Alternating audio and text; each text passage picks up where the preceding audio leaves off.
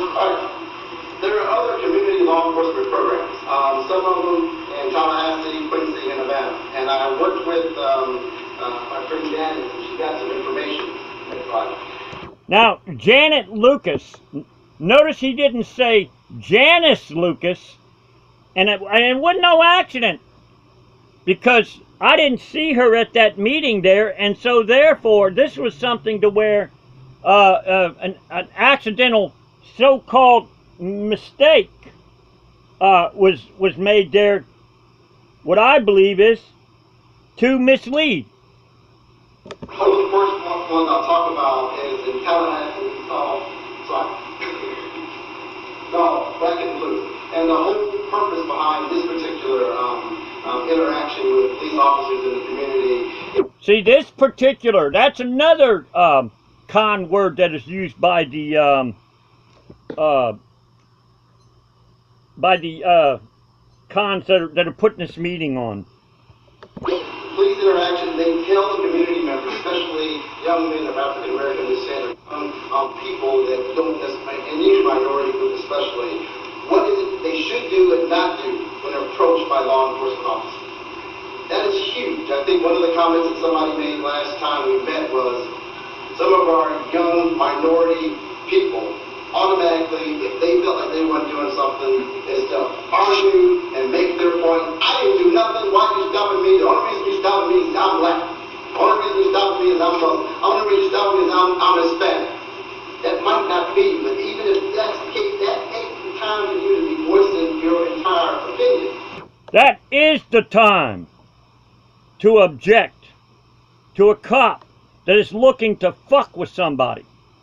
Because the thing is this, is if you don't do it then, if you don't challenge them then, verbally only, then try going down to the cop shop, which is actually a trap full of snares at the cop shop down there. You think it's hostile when you go into talking to a cop on the side of the road and you happen to be in the fox's den where you go to try to make a complaint, where they can think of a different million reasons to take and falsely arrest you on trumped up charges?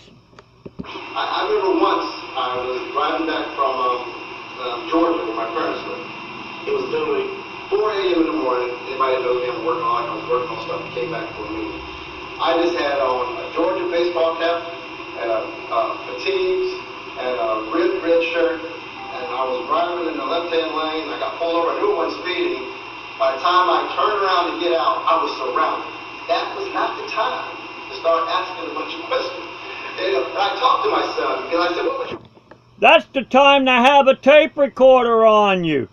That is the time to ask questions. You say, with all due respect, officer, what is your definite reason for stopping me? You're letting them know that you're in control of yourself, but at the same time, you're not opening the, giving a great big wedge that they can drive a tractor trailer through by saying, what is your probable cause? You say, what is your motherfucking definite cause, motherfucker? He said, I went to start saying, why did you stop me? I wasn't doing anything. I said, that ain't the time to have that conversation. Because you need to first understand, if there's that many police around, they are looking for someone who may look a lot like you. You need to be able to live to talk another day. This is another common tactic that's used. Oh, there was suspicious people in the area.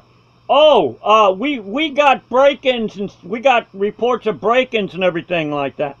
Well, when I told a cop, are you talking about 1802 of the Florida statutes? Man, I'll tell you what, that cop just was so surprised, it was incredible. This is when I was talking to a homeless person in St. Andrews, Florida. And this was about, I'd say about 5 years ago, where these cops were trying to use a pretext excuse to fuck with us. But he didn't know that I knew that book better than him, the cop's manual. Once they realized I was not the person, within 2 minutes, I was let go and it was an apology given to me. I was able to move on. If I had approached them, the reason why in 2 minutes he was released is because they looked up and saw he was a cop. That's what that fucking shit's all about. Don't fucking bullshit me like a fucking Christmas turkey. That's what the fuck that shit was out. Oh, how do we know that when you didn't hand your identification? I've seen this before. They'll have the badge right in their wallet right there. Oh, that's what. Oh, you're one of us. Har, har, har. Oh, okay. We'll let you go. Har, har, har. Related to why they stopped me. It could have been a different situation altogether, and the person they were looking for could have gotten away. I don't know if they caught him or not, but I knew I wanted him. And they let me go. But it's the communication and why it's important for us to talk to our young people about what to say, what not to say when approached by police officers. Period. And then on that same topic, a lot of the policemen are saying when they have these conversations with young black men and women is you should expect that when we approach you with a level of respect. Now, you see, you did a fucking racist thing right there, young black. Why don't you just say fucking young men and women, huh? You fucking did racial profiling right there, motherfucker. If something is going on, we don't have a lot of time to be friends with you, but we need to respect you. So it's a two-way street. But yeah, especially, they don't have a lot of time when you got a bunch of questions that you want to ask them, that could expose them and make them look fucking vulnerable. Oh no, all of a sudden they're too fucking busy for that. There is a way to communicate with police officers when they're asking questions, and then that is not necessarily the time to be defiant. But on that same token, it's not the time for police officers to exert their authority because they have a uniform. Most of them don't. But when we see in the media, we believe, and a lot of our young brothers and sisters believe that that's all that they do, and that's incorrect. Notice it said brothers and sisters. Brother and sister. Not young people. Not people in general. Notice that they're not talking about older, broken down, homeless people going down the road where they're being shook down with their backpacks on their back or anything like that. They're not talking about that fucking shit. Why not? That is incorrect. And that's another reason why we're here today. Next slide. There's another one in Quincy, Florida, with Leroy Smith, used to be a football player for FSU. And what he's done is what's called a lock-in at one of the hotels. He's got together with business owners, and they kind of rented 40 rooms in a hotel. And they had like breakout sessions where you had every... Notice lock-in, breakout sessions. That is also another con word that is used by these grants writers, con motherfuckers. See, these are terms that the average person doesn't use. Lawyers and police officers and businessmen, and he talked about perceptions on how you look and what that means going forward to try to get a job. They talked about... Notice that they got a bunch of people together. They rented a hotel out. 9 times out of 10, they didn't rent that fucking hotel out.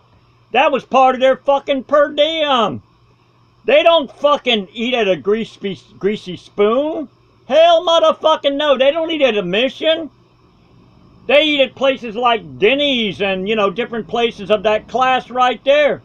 They don't go to a no-tell motel where they got to fight the roaches and the cops are called all the time and there's all kinds of fights going on. Hell motherfucking no. They go to places like Days Inn, Holiday Inn, and different places like that. Motel 6. They don't go to your fucking no-tell motels. No motherfucking way. This is part of the goddamn grant. I guarantee you they didn't pay one fucking penny.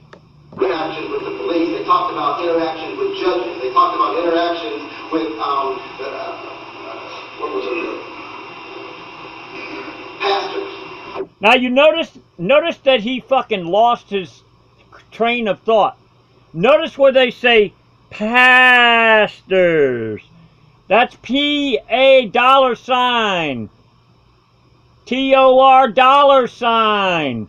Pastors. A lot of times we take for granted that our church community is always involved. Our church community needs to be involved, and for the most part, they want to be involved. And we need churches can't get involved because there's something called a 501c3 lobbying violation, you motherfuckers.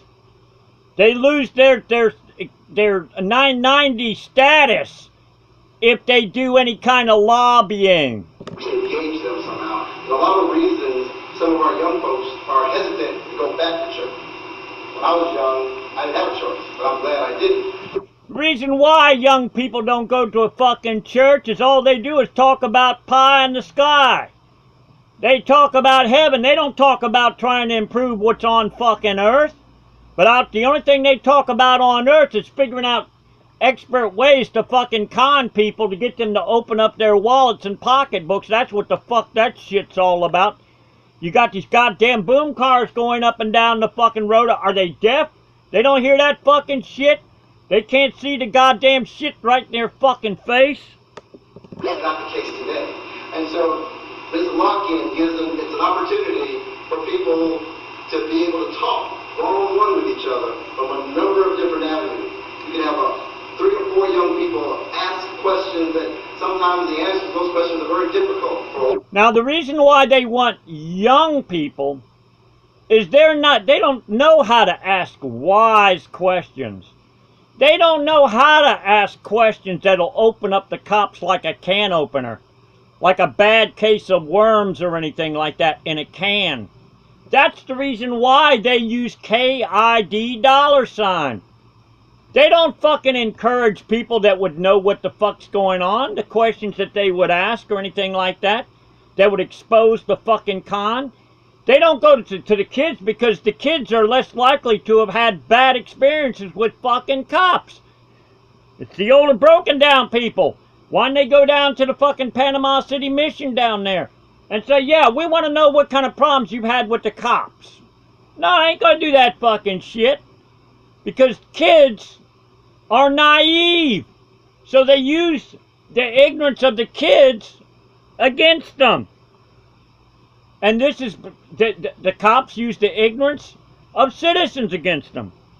When they claim they can't do anything about these boom cars, oh, I couldn't believe it, man. Freedom of speech. It's almost like they got a great big facts. Hey, anybody who mentions about the boom cars, mention freedom of speech. I couldn't believe how many times they fucking said that, man, when I went to this cops night out, August 2nd, 2016. Freedom of speech. Yeah, but when I started asking them about what if there was a gun and knife show and somebody suggested that somebody with a samurai sword cut somebody's head off to prove that it was a real samurai sword, all of a sudden, well, there ain't no more freedom of speech there.